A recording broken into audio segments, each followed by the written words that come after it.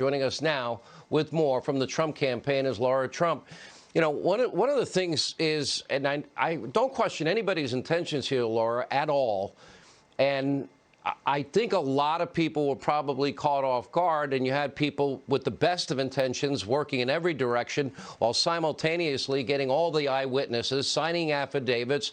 Then that takes a lot of time, and then we can eventually hear from them, which we did for 2 weeks. Now we got 17 attorneys general. This is impressive. Well, it's impressive, and it's fantastic to see. It's actually a beautifully written argument there by the state of Texas, and now we have 17 states, as you just said, that joined on. And what this lawsuit is saying is that the reality is the election laws in the states of Georgia, Wisconsin, Pennsylvania, and Michigan were violated. They did not follow their state election laws, and because of that, it disenfranchises every single American voter. And it's a really incredible thing to see, because you're right, Sean. We need to know that our elections are free and fair and that every legitimate vote is counted. And whenever you had a situation like we saw in this election, where they tried 90 days before this presidential election to change the way we vote in the United States of America, they did not go the proper route through the state legislatures. They just changed via the Secretary of State or other people on the election boards. They changed the laws, and they're not allowed to do that. It is unconstitutional. So we're really excited about this. This is a big step forward, and we're really excited to see the results of this.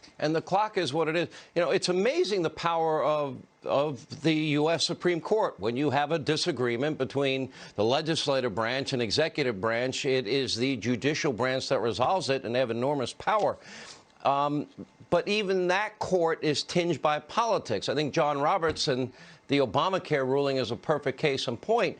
But then I look at people like Samuel Alito and Clarence Thomas and Amy Coney Barrett and Gorsuch. I don't really have a good read yet on Kavanaugh, and I'm looking at people that believe in the Constitution and not people that want or support legislating from the bench, which then highlights the importance of those 3 seats that were filled by the president. That's right. No, this is very important. You know, if you ever wondered why it's so important to make sure that you have great Supreme Court justices on the bench, this is the example. It is right here, right now, this time. And look, the president, I think, put in really great people. We'll see what happens with this. But the reality is the Constitution is at stake right now. And if this election is allowed to go forward and the fraudulent votes are allowed to be counted and people do not have faith in this system, America is all but gone. And so we want to uphold and protect the United States Constitution. The president took an oath to do that. And let's hope that the Supreme Court feels the same way. You know, with all the irregularities, and then you look at these polls and you see that, you know, upwards of seeing 80+% of Republicans don't have faith in the outcome. How do we have elections and we're able to highlight and chronicle all of the things that and it's been like the Russia thing. I'm peeling every layer of the onion every day. And more as we discover the people, they have no faith in the integrity, they have no confidence in the result now.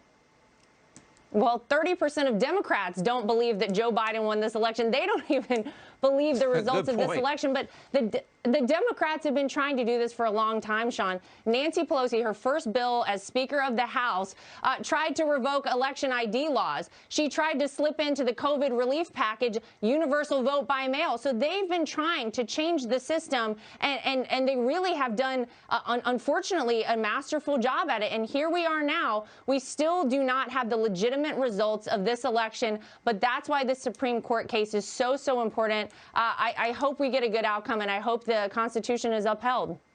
Now, I've known you and Eric a long time. Did Eric happen to see a poll out of North Carolina today? I'm just curious if you can bring us in the inner circle and tell us. I happened to notice that poll for the U.S. Senate seat that's open in 2 years, and you were at the top of the list. I'm so flattered. I'm so humbled. My husband did see it. I think he tweeted it. So I appreciate that from him. But so okay. Nice. I would be honored to represent that state. We'll see. I'll be very happy to know he didn't have to learn it watching this show. That's good news for me. But you're from North Carolina and maybe open to it? Listen, I'm open to anything, but we're fighting for this election right now. This battle is still ongoing. This is far from over. We'll see what happens with that Senate seat, but that was a pretty incredible poll. I was really humbled to see that. All right, Laura Trump, thank you. It's getting interesting.